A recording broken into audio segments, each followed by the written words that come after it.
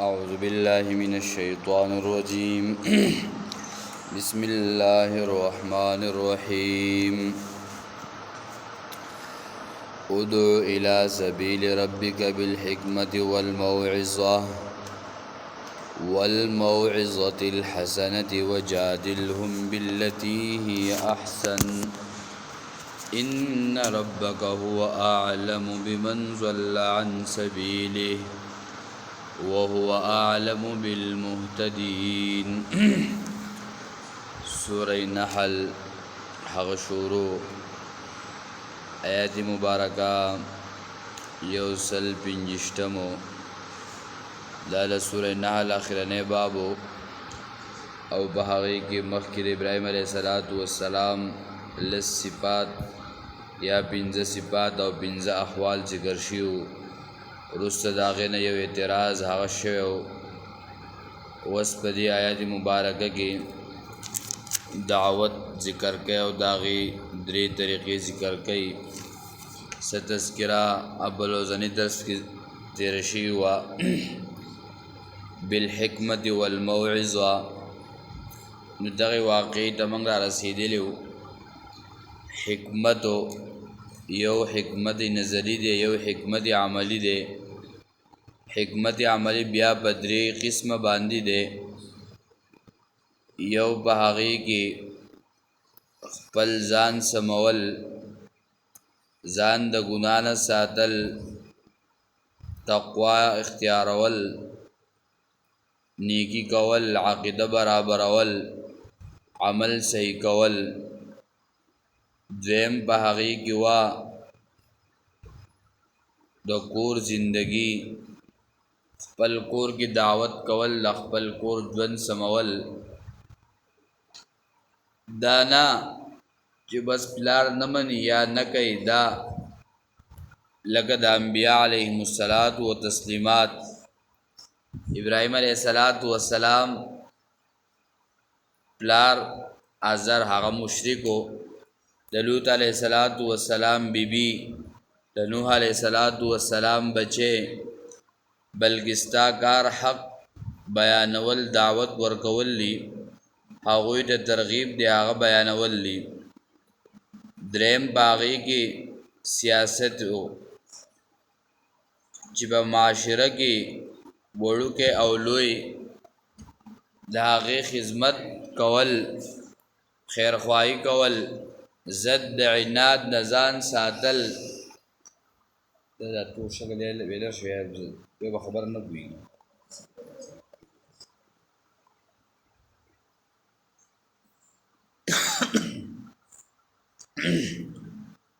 یعنی خیرخواهی کول دعوت ترغیب ورکول د دې وجنا بهغه کې حکمت اصل سیاست هغه ویل کې خیرخواهی د خیر فیصله کول خدمت کول درې خبرې نو یو حکمت او دیم بګي وعظو یو سړی ته وعظ دا کې د الله طرف مانځتا روزنی ول حج زکات هغه دا د څنګه کې نو باغې باندې د قران آیاتونه د قران تذکرہ کول بیا ورته احادیث لانګه صورت لانګه آیت کې دا خبره ده دغه شانتی باغې باندې بیا زجر زورن ورکول یعنی د واقعات د انبیاء په ذکر کول بیا د دنیا هغه زورن ورته بیانول د آخرتو دغه شانتی او سړی منی هغه د بشارتونه دي د دنیا خبرې په دنیا کې ورته د خوشحالي خبرې بیا دغه شانتی پس د مرګ نه هغه د خیرخواهی او د خسته ژوند هغه تذکری کول دریم باغی کی وجادلهم جواب کول د دوی یعنی د اوسړي شک شوبه پیدا شوی خط طریقه هغه شک شوبه دادا چې په صحیح طریقه سره په افهام تفهیم سره هغه پوهږي سړی راغی لکه زه په دې نیم پوه نو هغه د صحیح خبره کول هغه د قرآن د احادیثو د صحابو په اقوالو سره پوه کول، هغه دغه ترغیب ورکول. فرعون نه څوک سخت نه و،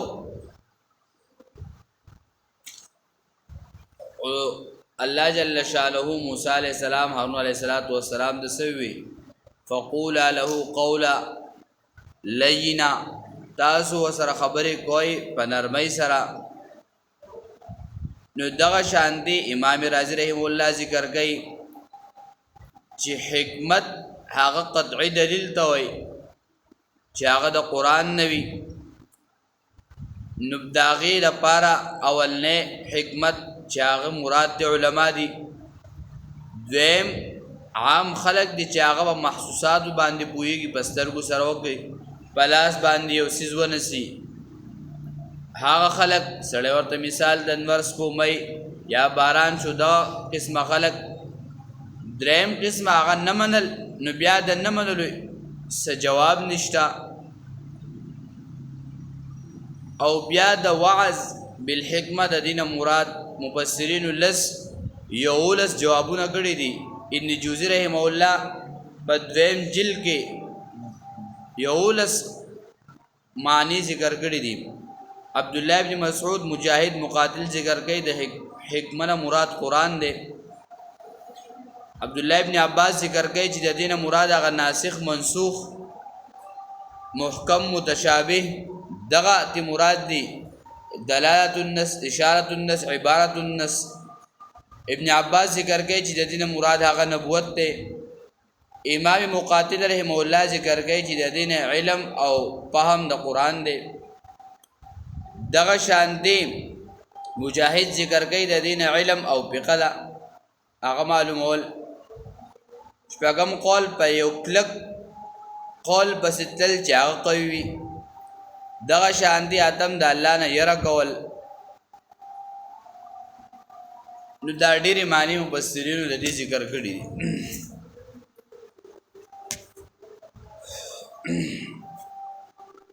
والموعظة الحسنه،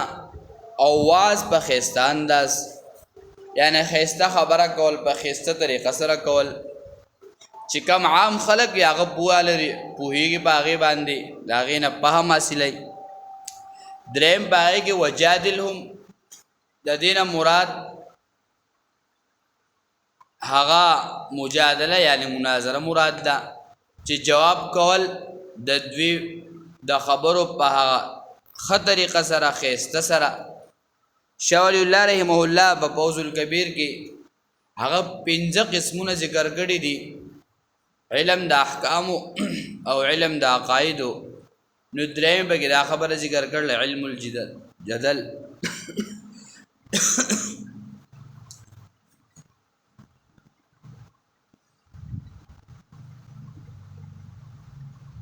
لکه د عیسی علیه السلام د خپل قوم سره باس مباحثه کړله، او موږ سوره آل عمران کې اولنی 63 آیاتونه د هجران او په راغلو د نبی علیه السلام ځای تذکره د هغه سره خبرې اترې. دغه شان دی نوح علیه السلام خپل قوم د دعوت ورکړو 9.5 کاله، یعنی هغې کې سل عمر والا وفات کېدل، نور نوی نسل در نسل براتلل، او نوح علیه السلام به هغوی د دعوت ورکو. نو کله په دعوت کې هغو په سوره اعراف کې ذکر شو چې د ګمراهۍ نسبت به ورته کو، کله به ورته بېوقوفتیا نسبت کو. هغه به ورته جواب کو زه خو د الله له طرف نه رسول تاسو ته رالیږلی شوی یم. دغه شان د هود علیه السلام باره کې هم چې هغه ورته معجزې دا پیش کړې، نو دوی خو ضد او عناد کو. بیا ورته کېدی شي چې زمونږ د بوتانو په تا باندې اثر کړی، تاله څه تکلیف مصیبت در رسولی. لکه نن سبا اکثر خلک وایي لکه بابا ور باندې کټو غورځوي، داسې چل به وږي، هغه چل به وږي. وایي لکه په لاره تلم د وجود مې دروند شو، د بلې نه کاڼې راغله، ویرېدم، په خپله هم یېرې، نو بل ته هم دومره د یېرې هغه خبرې کوي جو هغه غریب هم په ځان پسې اخته کړي. دغه شانتې شعیب علیه السلام او هود علیه السلام ورته ویلو زه الله ګواه کوم او تاسو ګواه کوم چې زه د شرک نه سیم بیزار یم. دغه جواب د شعیب علیه السلام چې شعیب علیه السلام قوم په هغه پورې خندنی کول خنداګانې کولې ځکه چې د شعیب علیه السلام قوم په ناب ټول کې کمې کو هغه په تاسو باندې به د الله له طرف نه عذابونه راځي تاسو داسې مه کوئ. نو خندا او دای کول قوم د شعیب علیه السلام نو شعیب علیه السلام ورته ډېر په ناشنا انداز سره جوابونه کړي دي.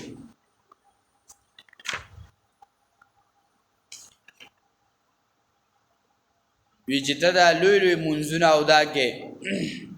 لکه آیت نمبر 86 کې قالوا یا شعیب الصلاة تأمرك ان نترك ما يعبد آباؤنا او ان نفعل في اموالنا ما نشاء. دوردوی اے شعیب آیت ستاده دین حکم کوي تا د چپریدو منګه هغه طریقې چې بندګي عبادت کولو باغی باندې مشرانو زمنګا یا پریدو کار کول پاغ خپل مالونو کې چې برزا خپل سره یعنی چې کم منګ ناب تول کې دا کمه کو مال حاصلو دا کار خپل پریدو یا د خپل پلار نکاح بندگی پریدو هغه چې په کومه طریقه باندې عبادت کو کستا پلار نکد عبادت طریقه هغه د وخت د پیغمبر وا اتباع په طریقه د پیغمبر وا داغی تابیداری کولا سیدہ قبل کیا آغا شانتی نو اتباع پیغمبر نو تابیداری نو خود ساخته دینو لزان نا جوڑ کرشے دینو بیا با داغیر بسی نزی آغا با پریدی آغا دا قرآن مطابق برابرو دا قرآن دا اصول مطابق آغا تابیداری برابر وا نو بس بیا جائز دی.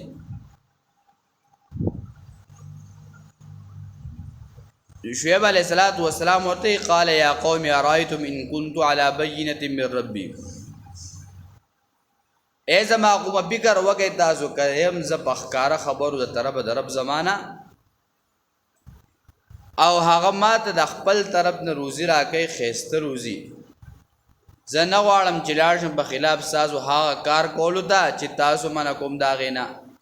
چې د کم کار نه تاسو منه کوم هغه کار وبخپل کوم نه هغه نه کوم. سلورم جواب انی ان اريد الا الاصلاح ما استطعت زه نه غواړم مگر اصلاح کول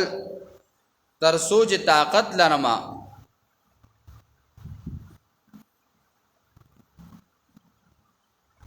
وما توفیقی الا بالله او نه زما مدد مگر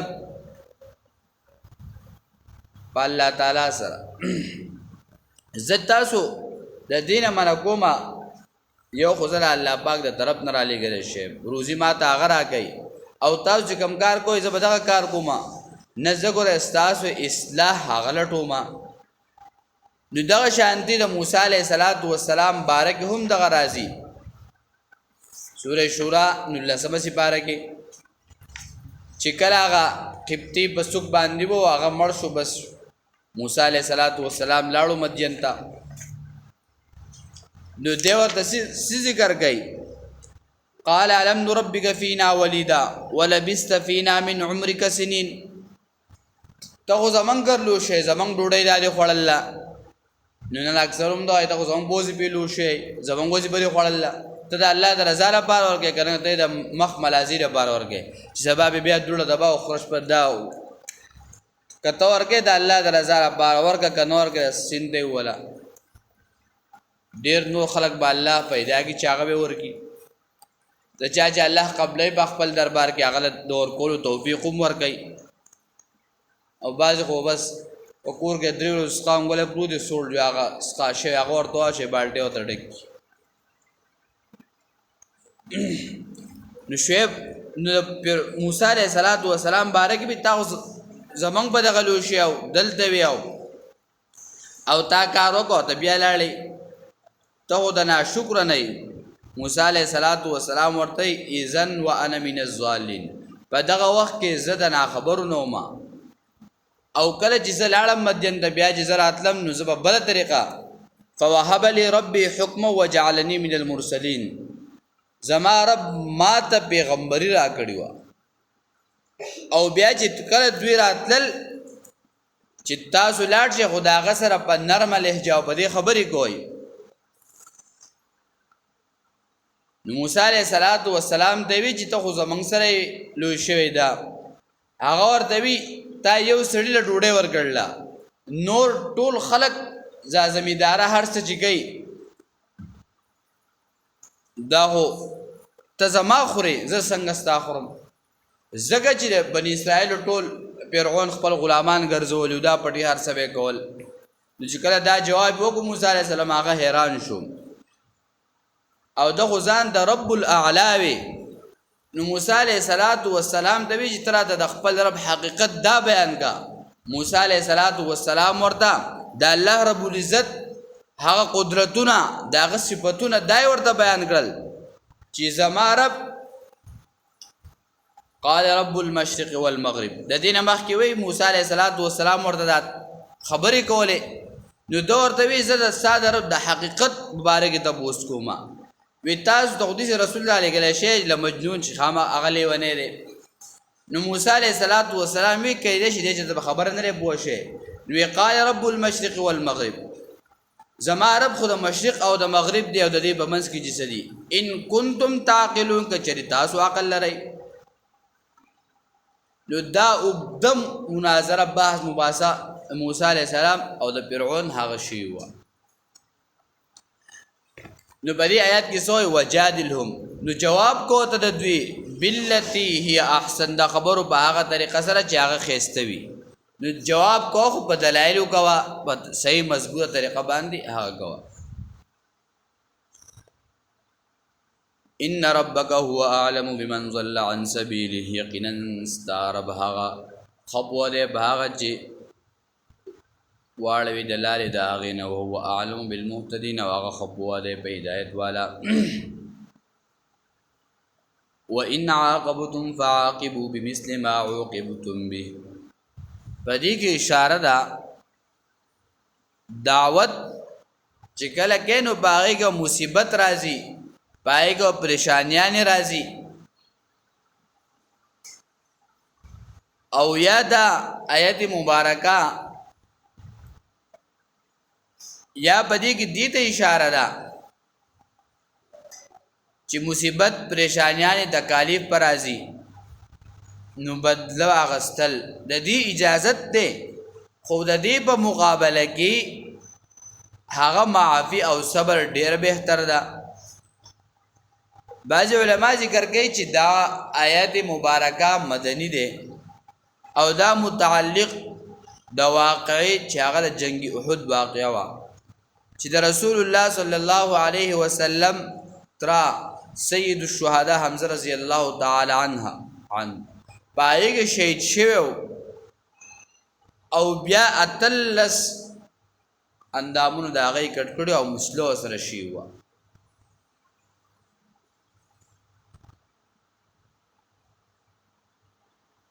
نو بدغه جنگ کې ست او یا کسان شهیدان شي ول او د هغونه لاسونه خپې پوزې سترګې هر څه کټ کړي چې کله د دوی د خاندان راتلو نو هغه به قسم کوول چې موږ به د دې په بدله کې د دوی نه بدل اخلو چاوي لس به قتلو چاوي دومره به قتلو چاوي دومره به قتلو چې نبی علیہ الصلوۃ والسلام راغې نو بس په خپل تر باندې خپل صادر خور کو وې کما ته ير نه وې نو ما مت د پن کړه نه وې او دی حیوانات او دی به خړلې وي چې قیامت په ورځ تر دوی د خېټو نه راوځي خو یره ما ته دادا چې زما ترور او د حمزه رضی الله تعالی عنہ خو صفیه رضی الله تعالی عنہ د زبیر ابن عوام رضی الله تعالی عنہ مور وا وی زویم چې دوی به دا برداشت نه کی چې تا دې سي پریدما او چې په دې کې وکدل دا په جنگ شریک او صفیه رضی الله تعالی عنہ په اس باندې سوروا او راغله علی رضی الله تعالی عنہ دوی د الله رسول ودا منکا هغه ورته وی بالکل وزا او سلګه موزله لیدل غواړ او د نبی علیہ الصلوۃ والسلام مخې د لاش د حمزه رضی الله تعالی عنہ پروتو او نبی علیہ الصلوۃ والسلام فرمایل چې دې بدله کې بس سل کس دا او یا کسان څخه مقدم او داغي بدل باخله الله جل شانه هدایتونه راولېږل وان عاقبتم فعاقبوا بمثل ما عوقبتم به. اے زما نبی ته صبر کوا. او بل حمزه رضی الله تعالی عنہ الله څومره لوی مقام ورکو چې د ټولو شهدا او سردار وګرځاو. او بل په د باندې دا خصوصیت چې او یا پیری په د باندې نبی علیہ السلام جنازه کړله او یا شهدا یو صحابي به راړو هغه به کې خو نبی علیہ السلام فرمایل دا حمزه رضی الله تعالی عنہ دا کټ مچ وته دا به پروتي او یا پیری به رسول الله صلی الله علیه وسلم جنازه کړی دا دومره لوی مقام او دا ورته ملاوي شوی دی.